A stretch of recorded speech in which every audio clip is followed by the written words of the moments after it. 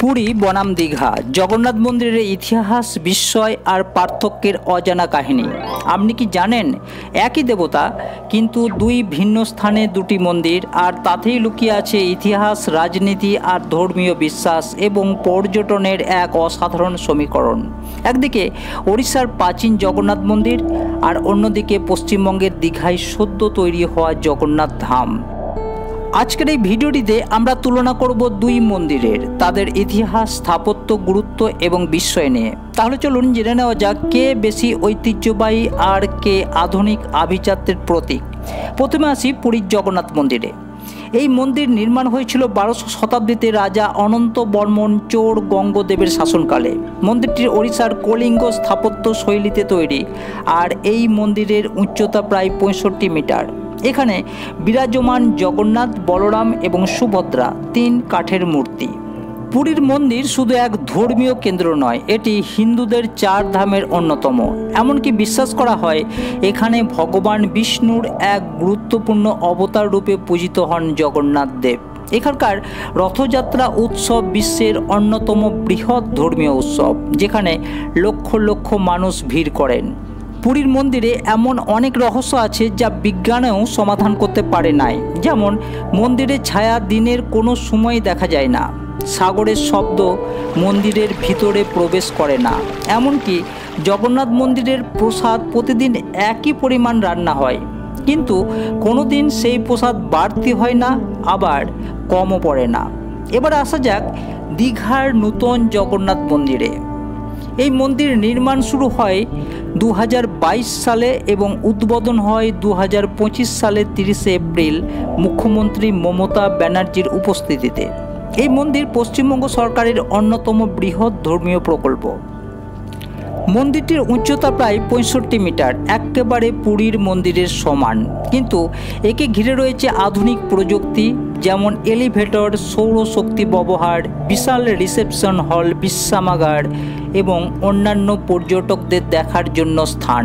স্থাপত্যশৈলীতে কলিঙ্গ ধাঁচ বজায় রাখা হয়েছে, নির্মাণে ব্যবহার করা হয়েছে রাজস্থানের বানসি পাহাড়ের বেলে পাথর আর ভিয়েতনামের মার্বেল, যা একে আরও দীপ্তিময় করেছে। তবে একটি প্রশ্ন থেকেই যায়, পুরীর মতো কি দীঘার মন্দিরে ধর্মীয় গুরুত্ব আছে? উত্তর হলো, আধ্যাত্মিক গুরুত্বে পুরী বহু শতাব্দী প্রাচীন তীর্থ, আর দীঘার মন্দির তুলনামূলকভাবে নূতন। এখানে নিত্য পূজা পদ্ধতি এখনও ঠিকমতো চালু হয়নি, তবে এখানে প্রতি বছর রথযাত্রা অনুষ্ঠিত হবে বলে ঘোষণা করা হয়েছে। স্থাপত্যের দিক দিয়ে দুই মন্দিরই কলিঙ্গ স্টাইলে তৈরি। পুরীর মন্দির নির্মাণ হয়েছিল প্রাচীন কৌশলে, দীঘার মন্দিরে ব্যবহার করা হয়েছে আধুনিক নির্মাণ প্রযুক্তি। এছাড়াও দীঘার মন্দিরটি সমুদ্র তট থেকে 10 কিলোমিটার দূরে নির্মিত হয়েছে, যাতে প্রাকৃতিক দুর্যোগ থেকে মন্দিরটি রক্ষা পায়। দীঘার মন্দির শুধু একটি ধর্মীয় স্থান নয়, এটি একটি পর্যটন কেন্দ্র হিসাবেও তৈরি। পশ্চিমবঙ্গ সরকার এখানকার অর্থনৈতিক চাঙ্গা করতে এই প্রকল্পে প্রায় 95 কোটি টাকা বিনিয়োগ করেছেন। ফলে নতুন হোটেল, রাস্তা, ক্যাফে, শপিং এরিয়া গড়ে উঠেছে।